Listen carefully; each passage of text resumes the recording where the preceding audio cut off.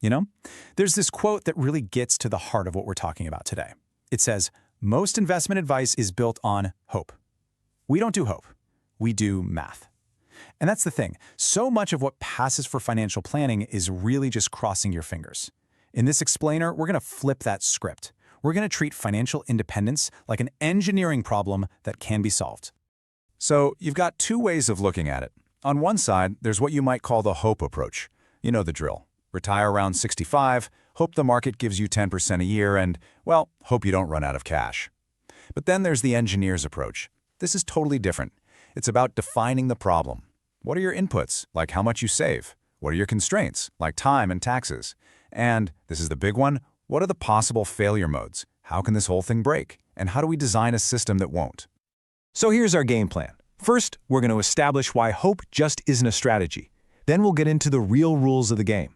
After that, we'll talk about building your fortune, then living off of it, and finally, maybe the most important part, how to play active defense to make sure you keep it. All right, first up, the rules of the game. See, before you can even think about winning, you have to understand the field you're playing on. And that means you absolutely have to understand the single most dangerous risk you're going to face. And that risk has a name. It's called sequence of returns risk. It sounds complicated, but the idea is actually pretty simple. It means that the order in which you get your investment returns matters way more than the average return itself. Getting a huge market crash right after you retire can be an absolute disaster. In a way, it just isn't when you're 35 and still saving. It's all about the timing. To really make this sink in, let's use a quick example.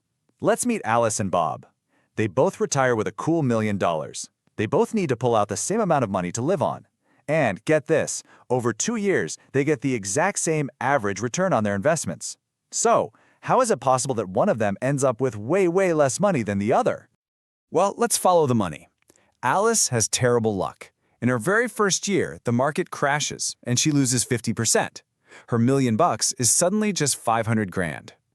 On top of that, she has to withdraw $100,000 to live. Now she's down to just 400K.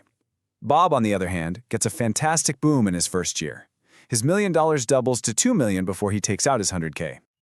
So after year 2, the market bounces back for Alice, but the damage is already done. She ends up with only $700,000. That early loss, combined with having to sell her stocks when they were down, just blew a hole in her portfolio that she couldn't recover from. And Bob? Well, Bob ends up with $850,000. Yeah, he had the exact same crash as Alice in his second year, but because it came after a year of huge growth, his portfolio was big enough to take the hit without it being a fatal blow. And just like that, there's a $150,000 gap between them, a gap that will likely never close. It's a permanent penalty for Alice created only because of the bad timing of the market. That, right there, is the devastating power of sequence risk. Okay, so we understand the biggest danger. Now, let's switch gears and talk about building the fortune in the first place. This is the accumulation phase, your working years, and this is where you have the most power. One of the biggest levers you can pull is simply time. It's huge. Look at this.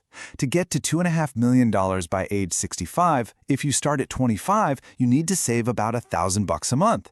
Not easy, but maybe doable. But what if you wait until you're 45 to get serious? Well, now you have to come up with almost $5,000 every single month. That's the magic of compound interest, but you have to give it time to work. Let's look at it another way. How much of your own money do you have to put in? The 25-year-old only has to contribute less than $500,000 out of their own pocket to hit the goal. The 45-year-old, they have to cough up over $1.1 million of their own cash. Why? Because they missed out on 20 years where the market could have been doing all the heavy lifting for them. Now, the other giant lever you have complete control over is fees. A 1% advisor fee. I mean, it sounds so small, doesn't it? But here's the catch. They don't take 1% of your profits. They take 1% of your entire account balance, year after year, whether you make money or lose it.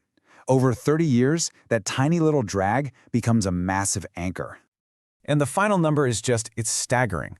That small 1% fee doesn't just cost you the fees you paid.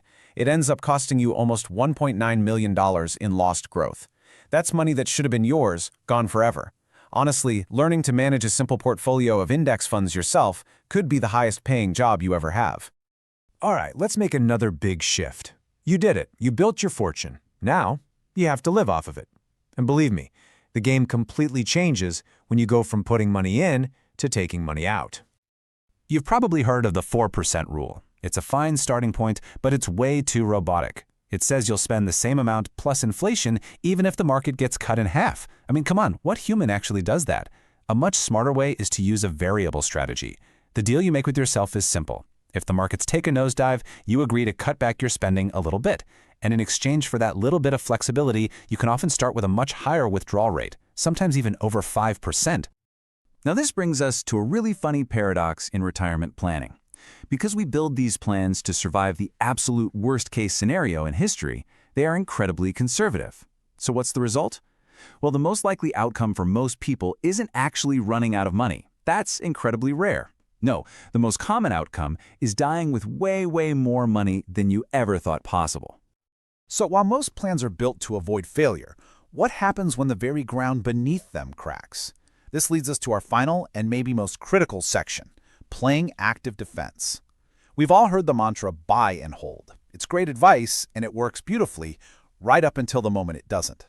A lot of us just assume that markets always come back, and they come back pretty quickly. But we need to look at the cautionary tale of Japan. Their stock market hit its all-time high in 1989. 20 years later, it was still down 80%. It took 34 years, literally an entire career, just to get back to even. Think about that. A buy-and-hold retiree in 1989 Japan went broke, period. And the lesson here is just unavoidable. If your foundational strategy, buy and hold, can fail for literally decades at a time, you can't rely on it alone. You just can't. You have to have a defensive plan for those worst-case scenarios. So what does a defensive plan even look like? Well, here are a couple of ideas. One is called trend following. Think of it like a traffic light.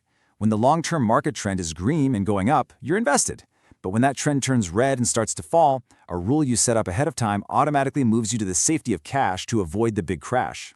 Another approach is to use put options, which is basically just buying insurance for your portfolio. Like car insurance, you pay a small premium every year.